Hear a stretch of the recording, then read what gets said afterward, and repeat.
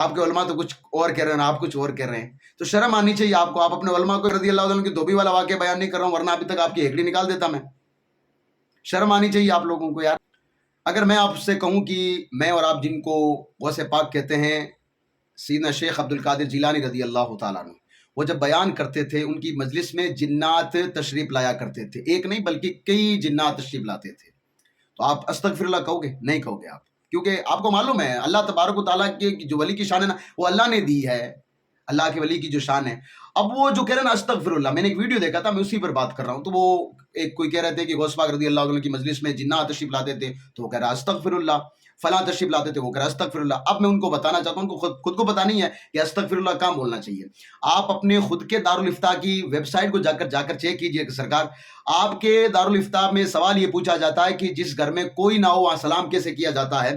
تو آپ کے دارالافتاء کے جو مفتی صاحب ہیں، وہ فیض الباری یا فتح الباری کی ایک روایت لے کر آتے ہیں، ایک عبارت لے کر آتے ہیں. وہ سیدنا ابن عمر رضی اللہ تعالیٰ عنہ کے تعلق سے سیدنا ابن عمر کہتے ہیں کہ جس میں گھر میں کوئی نہ ہو اس گھر میں سلام ایسے کیا جانا چاہیے، والا عباد اللہ صالحین. یعنی اب وہ پورا فتویٰ لکھنے کے بعد کہتے ہیں کہ جس گھر میں کوئی نہ ہو نا، وہاں پر مسلمان نیک جنات مسلمانوں کے گھروں میں رہتے ہیں.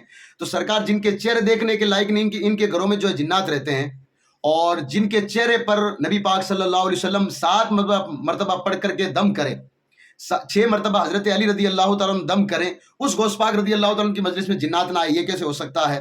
ایک کتاب ہے غوث پاک رضی اللہ تعالیٰ عنہ کی خود کی لکھی، اس میں خود غوث پاک فرماتے ہیں کہ مجھے جب تقریر کرنی نہیں آتی تھی، اس وقت خود آقا علیہ الصلوۃ والسلام تشریف لائے تھے، خود مولا علی رضی اللہ تعالیٰ عنہ تشریف لائے تھے.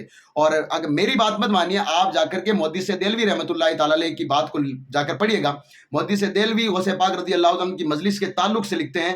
محدث دہلوی لکھتے ہیں کہ غوث پاک رضی اللہ تعالیٰ عنہ کی کوئی ایسی مجلس نہیں تھی کہ جس میں جو ہے مطلب کوئی یہودی نصرانی آ گیا ہو اور وہ بغیر کلمہ پڑھے واپس گیا ہو.